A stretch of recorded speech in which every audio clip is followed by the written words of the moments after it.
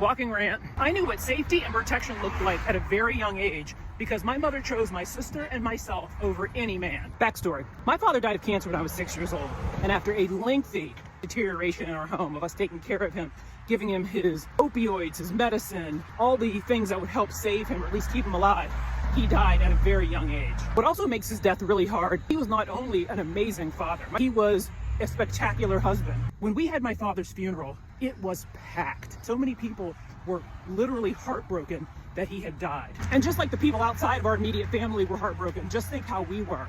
My mother, my sister, and myself now left with a huge hole in our family, in our hearts, forever. And because men are gross, and my mom was a hot item, I mean, she was tiny, she had big boobs, she was real little, and people love little tiny women. I know, I'm almost 6 feet. Even before my dad died, there were people hitting on her. After he died, the wolves just came out, wanting to just move in on her, literally and figuratively. And this is one of the many times I hold my mom's integrity at such a high regard. This is a woman left alone, husbandless. And back in the day, even now, raising children without a male protector can be dangerous, especially when so many people want to move in on you. They want to move in on you, and they want to move in on your kids. The entire time growing up, my mother didn't date anybody. She purposely didn't do it because she said, "We do not have a harem at our house. I'm not moving some man in who thinks he can have sex with me and my children. I would rather go without because it's not that important. My kids' lives and their mental state is way more important than anything in this world." And some of y'all are going to get mad at this next thing, but a lot of you put strange men, any man, even the dad, before your children. People are harming your children, hurting your children mentally, emotionally, physically, and you don't care because they're giving you money or you just need some. You just need to get some. So you don't care what hell on earth your children are going through. And it's absolutely disgusting. Another story. I had a really good friend for years, literally because of all the trauma she went through. We went our separate ways. Sometimes people's trauma as a youth gets so overwhelming that you as an adult, you can't make up for it. Like, you just cannot remain friends because you yourself will get impacted by it and get hurt by it. She told me when she was young, her mother moved a man in, wasn't married to him. After him being there a couple months, he started raping her. Because she was young, he used that play of, "If you tell your mother I'm gonna leave, and you know she's gonna be really mad at you if I leave, because I'm the most important person in her life right now." So she kept quiet. Then it got so bad that she had to tell her mother. And you will not believe what her mother said to her.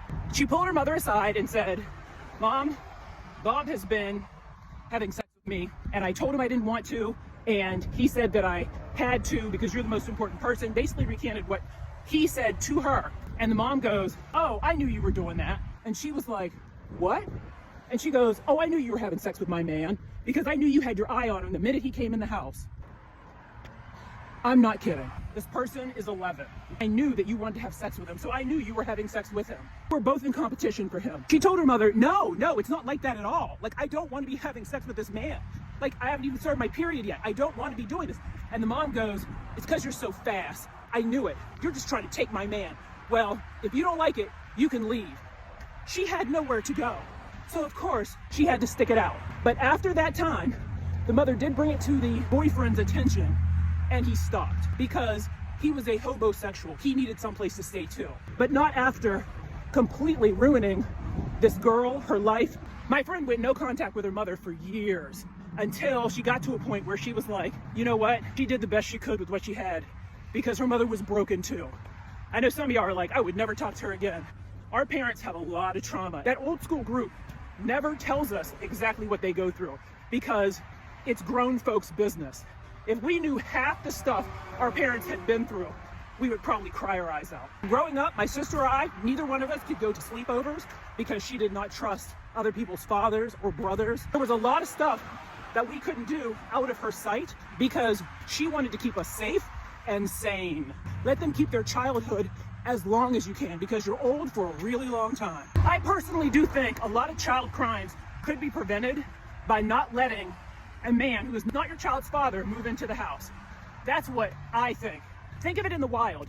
When a pack of lions lose their leader, the Lion King, and they have to get a different Lion King, a lot of times that new Lion King will kill the cubs. He will kill the children from the old Lion King, and then he'll have his own. So if they do that in nature, why wouldn't you think humans would do that? People don't care about your kids. People barely care about their own. And on a lesser scale, this goes both ways. So for you single fathers out there taking care of your children by yourself, wanting a wife to help with the load, I'd think twice about that. Because when women come into your life, some of them, they don't want your children. They want to be married to you.